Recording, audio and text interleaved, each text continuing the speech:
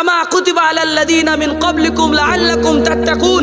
আপনি যখন বলেছেন রোজা আমাদের উপর ফরজ করা হয়েছে, there is no compromise here, এখানে কোনো আপোষ চলবে না। আপনি বলেছেন যখন আমি করতে শুরু করে দিলাম, this is the love of আল্লাহ সুবহানাহু ওয়া তাআলা।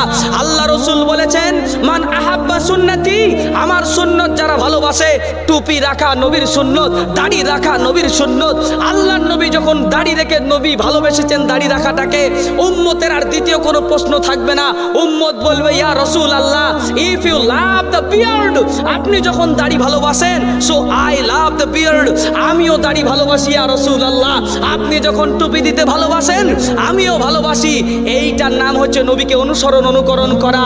মাঝখান থেকে শুধু এতটুকু বললেই চলবে না, আই লাভ ইউ রাসূল আল্লাহ, আপনাকে আমি ভালোবাসি। এই ভালোবাসাটা শুধু মুখের পরিচয় হলো কিয়ামতের দিনে হয়তো যে রসুলের